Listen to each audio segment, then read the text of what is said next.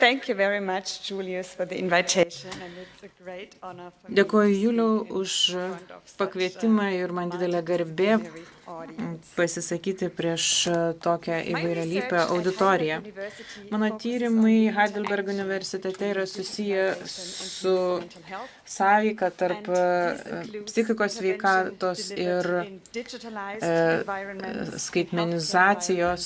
in family environments, Tai mes and dirbame also tiek the su investigation skaitmeninimo of aplinka, tiek su interactions šeimų between digitalization and aplinka. mental health.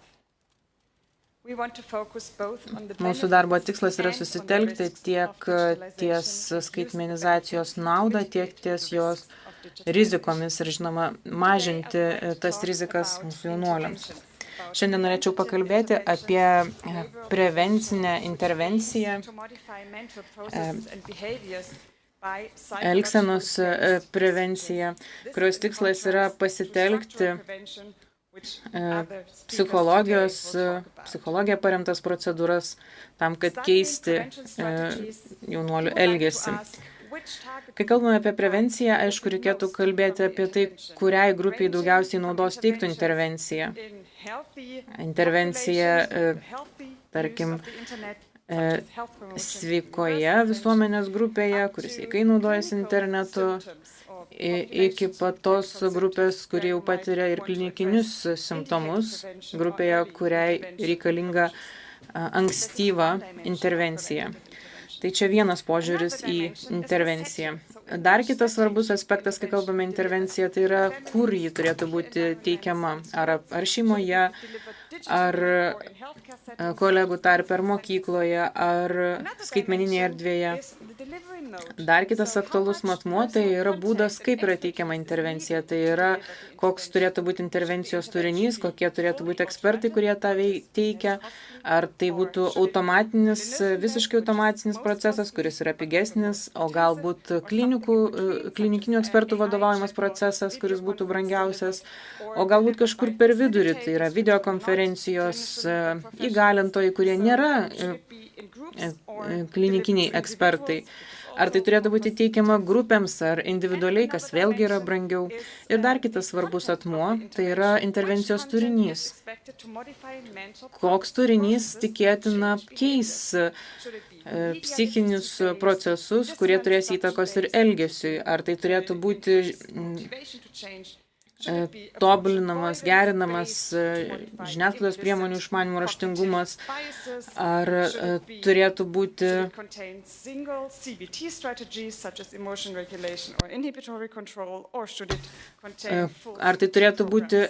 konkrečios elgesį koreguojančios programos, ar skirtos vienam žmogui ar grupiai. Taigi norėčiau pakalbėti apie intervenciją atsižvelgiant į visus šios aspektus ir kalbėti apie tyrimą, kuris buvo vykdytas 2015-2018 metais. Tai buvo intervencinė programa įgyvendinta 3 mokyklose paaugliams nuo 12 iki 18 metų. Tai buvo asmenys, kurie patiria didelę probleminio interneto naudojimo riziką. Tyrime dalyvavo klinikiniai ekspertai. The CBT-based manual contained 4 sessions of 90 minutes each, and the study design buvo pasitelkta kognityvinio elgesio terapijos skalė ir buvo įvertinta intervencinė grupė. Tyrimas buvo vėliau dar papildytas papildomų tyrimų 12 mėnesių trukusių. Mes pastebime, kad KET grupėje buvo asmenys, kurie susidūrė su didesnė rizika, tačiau taip pat pastebime, kad taip pat tik tais toje grupėje, kurie buvo vertinama be jokios intervencijos, matėme daugiau remisijos atvejų. Dar kitoje tyrimo grupėje, kuri buvo konsultacijų centruose, tai buvo grupė, kurioje mes pastebėjome kone panašius rezultatus per 12 mėnesių trukusį tyrimą. in the parental report rating. So it also works in Taigi counseling centers. pastebima, It's kad very intervencija veiksminga ir tuomet, kai yra vykdoma ir konsultacijų centruose, nors tai aišku reikalauja daugiau išteklių. Dar kita tikslinė grupė, joje buvo daugiau dėmesio skiriama universaliai prevencijai, tai buvo tiesiog bendra populiacijos grupė mokyklose, amžius nuo 9 iki 11 metų vaikai.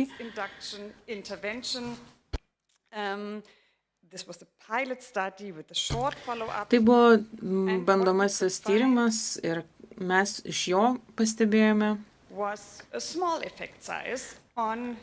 kad intervencija duoda nedidelį poveikį, keičiasi dalyvavusiųjų elgsena, kai kalbame apie internetinius žaidimus. Tai buvo neilgai trukęs bandomasis tyrimas. Tačiau mes vėlgi tuomet uždavėme savo klausimą, ar universali ar konkrečiam tikslui skirta intervencija yra veiksmingiausia, kokių mokymų tam reikia, ar žiniasklaido raštingumo priemonės yra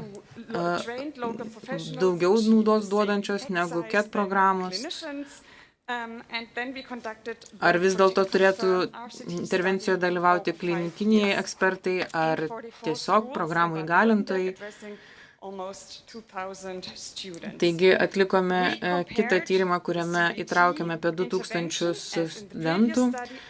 Vėlgi mes palyginome žiniasklaidos raštingumo gerinimo priemonės su CAT programomis.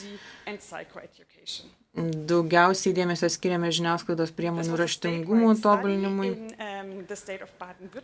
Tai yra Badeno-Württembergo, tai yra Vokietijos pietuose vykdytas tyrimas, kuriuose dirbame su mokiniais klasėse. Taip pat vykdėme stebėjimą po numatyto laikotarpio, stebėjome, kaip veikia intervencija. Klasės metu klinikiniams ekspertams stebint, kaip veikia programa. Taigi mes pastebėjome, kad grupėje, kurioje buvo taikoma universali intervencijos programa, tik tais nedidelis skirtumas tarp CAT grupės ir žiniasklaidos raštingumo tobulinančios grupės. Tad klinikinių lygmenių nebuvo pastebėta didelio poveikio universalioje intervencijos programoje. Tačiau, kuomet tokia programa buvo taikyta tiems toje grupėje, kurie patiria didesnę PIN riziką, vėlgi pastebime, kad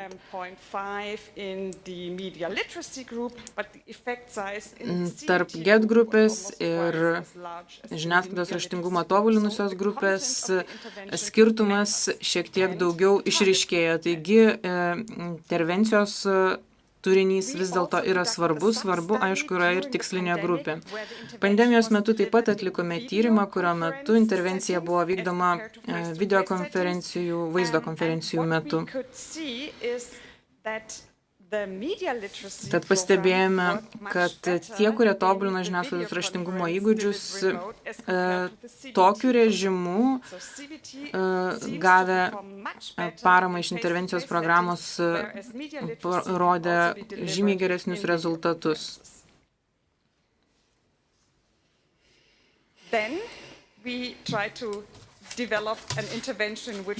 Tuomet nusprendėme parengti tokią intervencinę programą, kuri būtų pigesnė, labiau patobulinta. Taigi parengėme programėlę.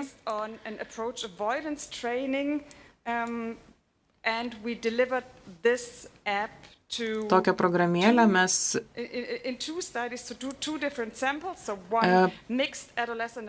taikėme dviems grupėms, tai yra suaugusiems ir vyresnio amžiaus paaugliams.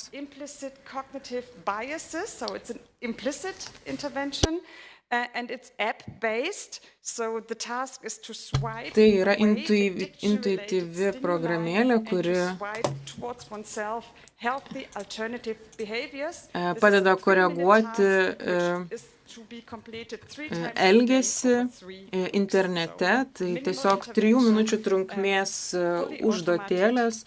Tai yra automatizuota And we tested this in a programėlė. randomized controlled trial, in a pilot Taigi trial, and vėlgi found atlikome very large su šia effects, programėle much larger tyrimus effects skirtingose than in grupėse, the tarp kurių tikrai SDG trial, pastebėjome which is akivaizdžius much more didelius cost and skirtumus. resource-intensive as compared to Ir non-effective matome control group. taip pat And then we skirtumų repeated the tarp study in a larger, fully powered randomized controlled brangesnių trial, CAT programų which, vykdymo however, was an adult and ir non-adult būtent sample. programos, intervencinės programos vykdymo Here we per could tokias replicate programėlės. the same effect sizes. So again, we found very large effects in the Taigi intervention mes group as pastebime, compared kad to the intervencinėje control group, grupėje which also tikrai lasted over matytume 3 months. žymiai geresnius rezultatus lyginant su CAT programą Another way to dalyvavusią reduce grupę. costs Dar is kitas būdas to sumažinti deliver the išlaidas intervention intervencijai AI yra chatbot-based. So what we did in the next step was to develop kurti